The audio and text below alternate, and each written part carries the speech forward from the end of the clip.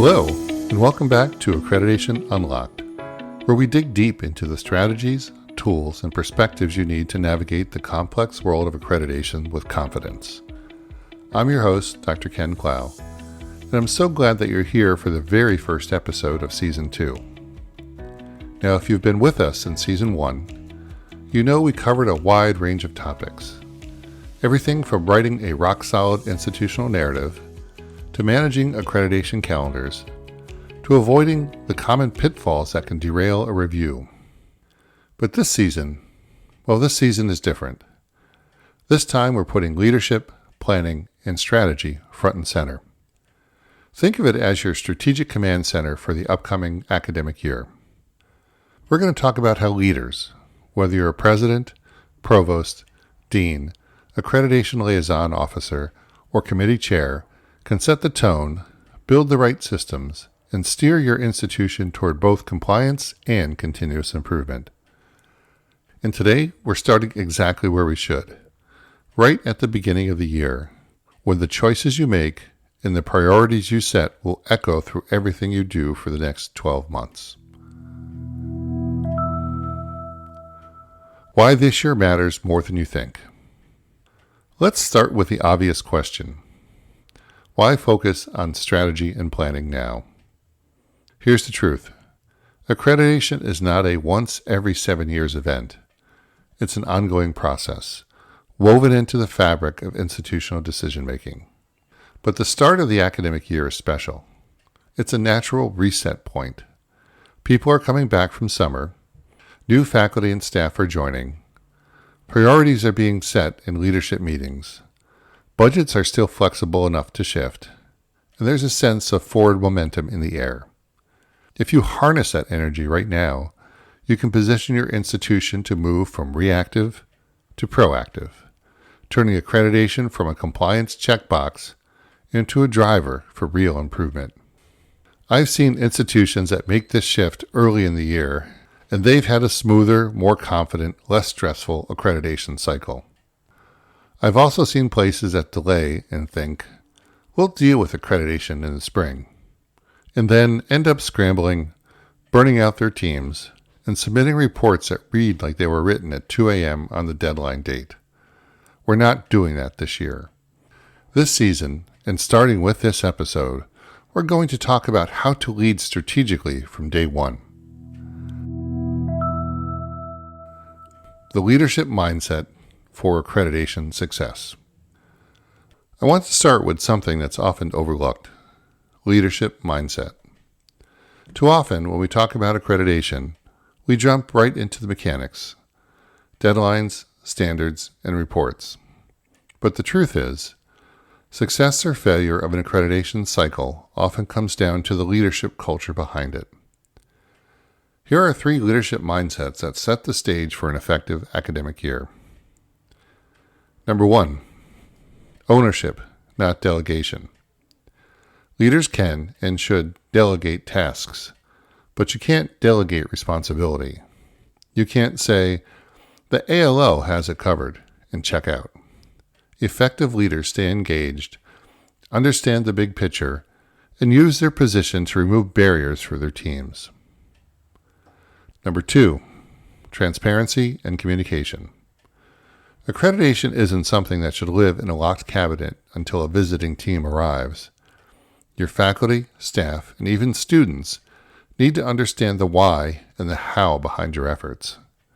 Transparent leaders build trust and cooperation. Number 3, strategic integration. The most effective leaders don't treat accreditation as a separate initiative. It's integrated into strategic planning, budgeting, and decision-making. That alignment prevents conflicts and ensures that improvement is sustainable. We'll revisit each of these mindsets throughout the season, but here's a key takeaway. Your leadership posture is the anchor for everything else you do. Building your accreditation strategy for the year. Okay, let's get practical. If you were in a leadership retreat with me right now, and I asked, what's your accreditation strategy for this year? Would you have a clear, written answer? If the answer is sort of, or not yet, you're in the right place. Here's the 4-step process I recommend for building your accreditation strategy for the academic year. Step 1. Clarify your accreditation timeline. Pull out your accreditation cycle calendar. Are you in a self-study year? A mid-cycle report year? A post-review follow-up year?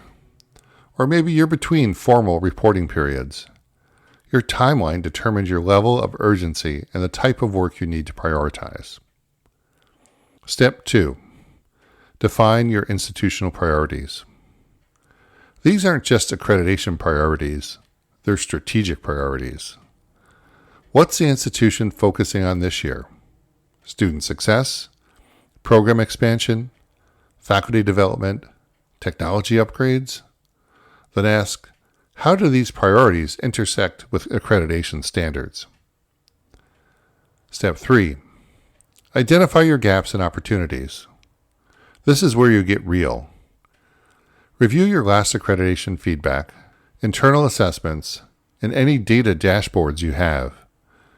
Where are you strongest? Where are you weakest? What opportunities exist to turn compliance work into meaningful improvement? Step 4. Assign clear roles and resources. Your strategy isn't real until people and resources are attached to it. Who owns which pieces? Do they have the time, tools, and authority to deliver? If not, fix that now. Creating the Accreditation Leadership Calendar. One of the most powerful tools for leaders is a leadership level accreditation calendar. This is different from your project management timeline. It's a higher level, decision-focused view of the year. I like to structure it around quarters or academic terms, each with specific leadership actions. Early fall. Strategic alignment. Set priorities. Launch initiatives. Late fall. Review early progress. Adjust and make budget requests. Early spring. Finalize mid-year evaluations. Address gaps. Late spring summer. Prepare for reporting, reflect, and reset. We are going to do a whole episode this season on building a living, leadership-driven accreditation calendar, but start now by plotting out your key leadership touchpoints. The people side of accreditation leadership. Let's talk about your team. You can have the best strategy in the world, but without the people in the right roles, and without keeping them engaged, it's not going to happen. Here's a leadership truth. Accreditation success is 80% people and 20% process. This means that your role as a leader includes identifying and empowering your accreditation champions, making sure workloads are reasonable. Don't bury your best people under too much work. Publicly recognize contributions. Providing professional development. Help people grow as they help the institution succeed. We'll be dedicating an entire episode this season to accreditation team culture and retention, because I can't stress enough how often burnout derails even the most well-structured plans. Data-driven leadership for accreditation. Another major theme this season is data-driven leadership. You can't lead effectively if you're guessing. As we start the year, make sure you and your leadership team know what student success metrics your accreditor cares most about, how you are tracking progress toward institutional goals, where your data gaps are. And here's the leadership piece. Don't just collect data. Use it to drive decision-making. If your first-year retention rate is slipping, don't wait until the self-study to act. Start initiatives now. We'll have a data and evidence strategy episode coming later in the season to dig deeper. Avoiding the spring surprise. I want to give you a leadership warning. The spring surprise. That's when leaders think accreditation is on track.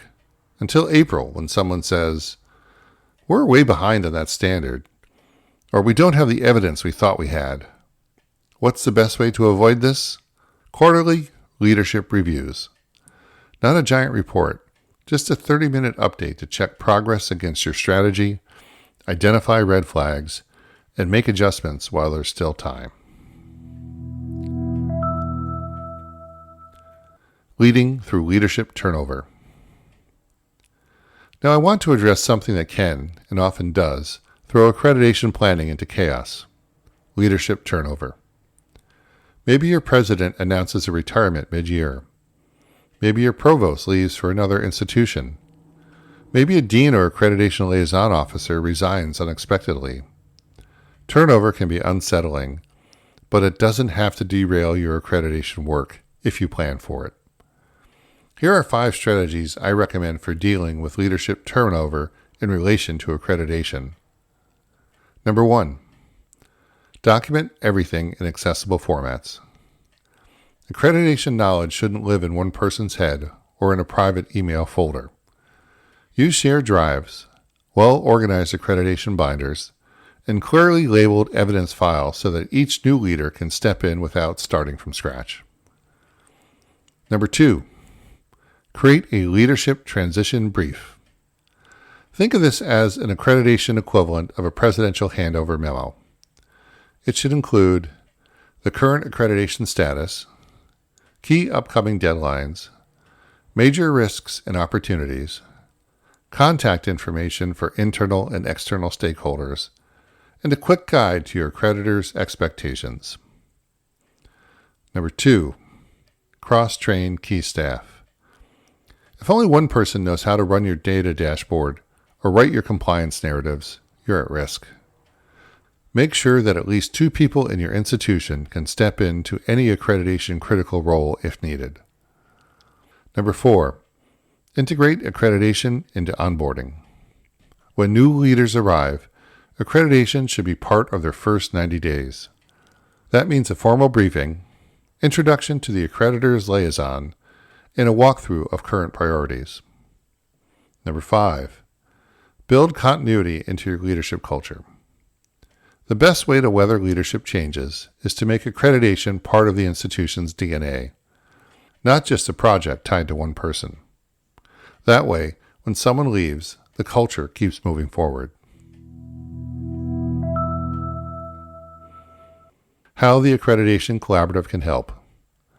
Before we wrap up, I want to share something that could make all of this easier.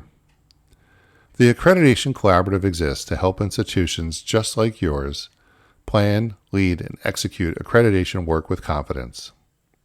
Whether you're building your strategy for 1 year, creating a leadership-level accreditation calendar, or navigating a sudden change in leadership, we can provide custom strategy sessions to align your accreditation priorities with your institutional goals, leadership workshops that prepare executives, deans, and ALOs to lead accreditation effectively, continuity planning tools that safeguard your accreditation work during leadership transitions, hands-on support for creating evidence systems, writing compliance narratives, and managing timelines.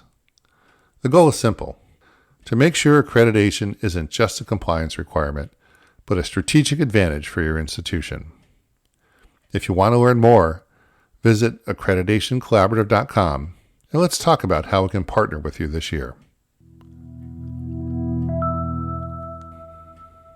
Your leadership challenge for this week. All right, here's your challenge for this week. Take 60 minutes with your leadership team, or even just yourself, and map out your 3 biggest accreditation priorities for the year. Then, write down 1 leadership action you'll take in the next 30 days to move each one forward. And if you're in a leadership role right now, ask yourself this: if I left tomorrow, would my successor know exactly where we are in our accreditation work? If the answer is no, start building your transition documentation this month. Small, consistent leadership moves early in the year will pay big dividends when the review team walks into your campus or when you hit the submit button on the report.